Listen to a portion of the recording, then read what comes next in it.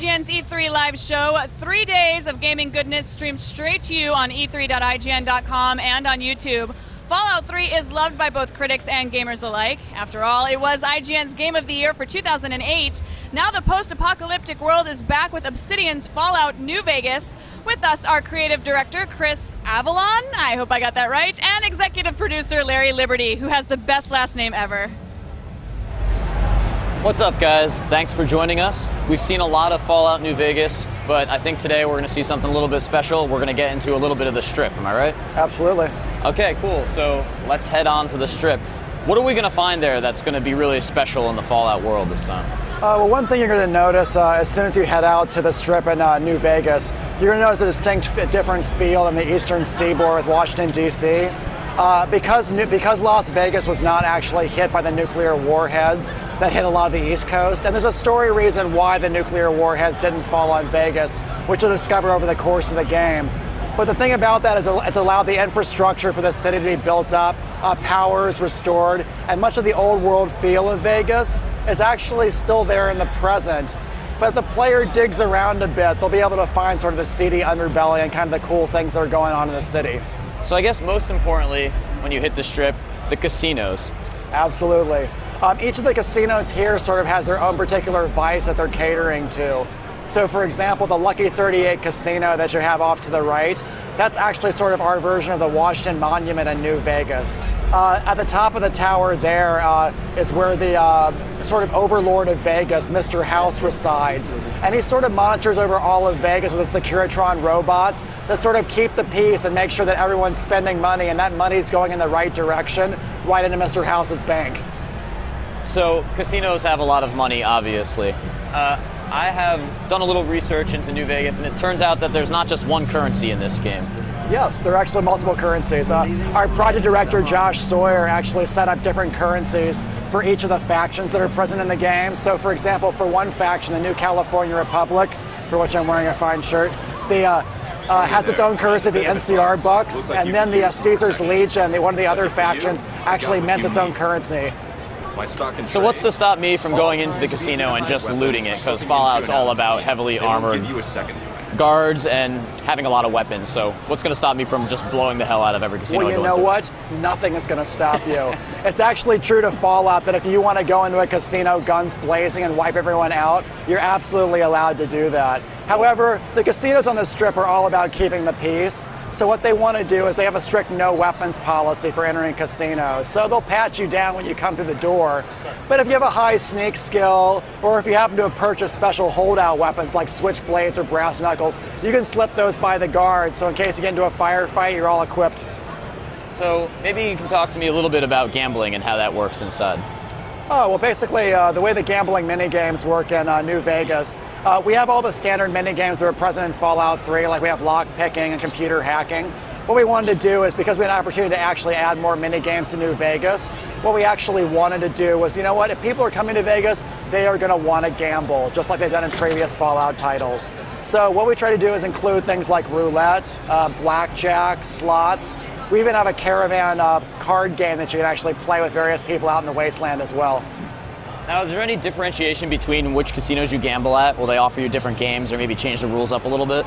A lot of the casinos sort of have their own particular vibe about them. They offer different services and they'll sell different things to the player. The actual slot machines and the roulette tables and things like that are pretty consistent from casino to casino, although the different quest lines and characters you can interact with are much, much different. So for example, Larry's entered the Tops Casino right now, which sort of has the Rat Pack, sort of evil Frank Sinatra vibe about it. So when you go in there, you know, it has kind of like the 50s kind of Sinatra feel to it. And he's going to go up and check out a little bit of blackjack here, for example. We actually got really fortunate because our gameplay programmer, who's actually setting up these mini games, his previous job was actually working on gambling titles. So when the task came up, he was able to take care of it with no problem. So what we have here is real cards, which a lot of people were hoping to see when the game was first unveiled. Yes. So we wanted people that actually come to Vegas in this Fallout title. We want them to be entertained, have fun, and you know what? If they keep gambling at the tables, they'll be comped with drinks, dinners, and they'll even be able to get a key to their own room upstairs if they're a special high roller. So it's just like the real thing. Exactly. Hey, if you come to Vegas, you want to be entertained. Yeah, except maybe I can win in this one. One of the cool things about it too is actually, aside from all the comp stuff they'll give you, if you find yourself cheating at the various games, or if you end up winning too much money, the floor manager will actually show up and give you the thumb behind the back and go, you know what, sir, you need to leave. That's cool. So the other thing I wanted to see today is maybe you can take us back outside and show us a little bit of the weaponry in New Vegas. Oh, absolutely. So Larry has a full arsenal of weapons from the game. There's a few that we're going to highlight here. Larry's a particular expert with C4 explosives, which for stealth characters is a lot of fun because you can actually sneak up on an opponent, put C4 in their inventory, then walk a good distance away, get a good vantage point, set them off with a detonator, and then just watch them all go off like fireworks. Larry's also got access to a grenade launcher, a multi-plasma rifle, and even a 9-iron golf club in his inventory. So I think we have time to see about one of those. So let's pick the coolest thing that we can show. Larry, it's your choice.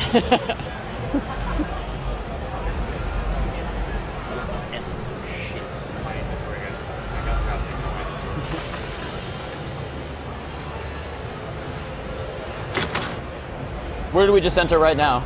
We actually entered the Tops Casino again.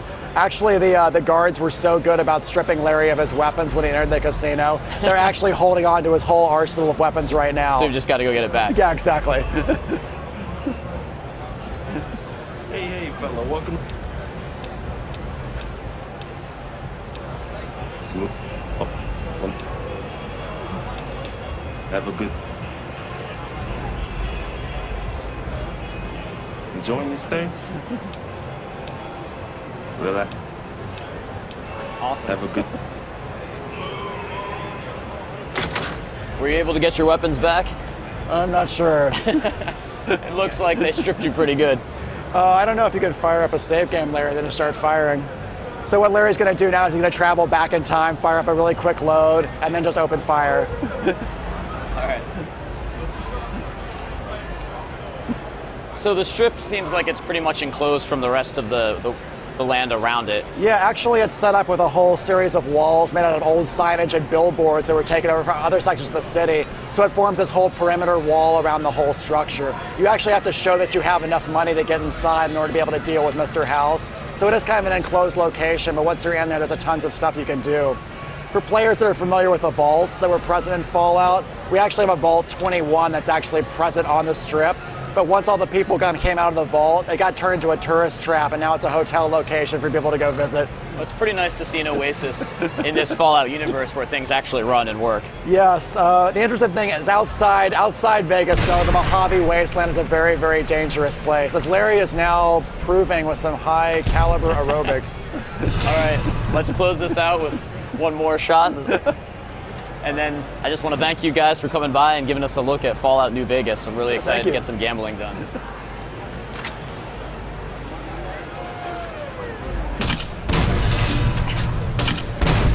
There we go. Thanks a lot, guys. Sure, thank you. Back to you, Jess. Thanks, guys. Now that's it for this segment, but don't you go anywhere. After all, we've got tons more games coming your way. We're also going to give out details for the final giveaway of the day, so make sure and stay tuned.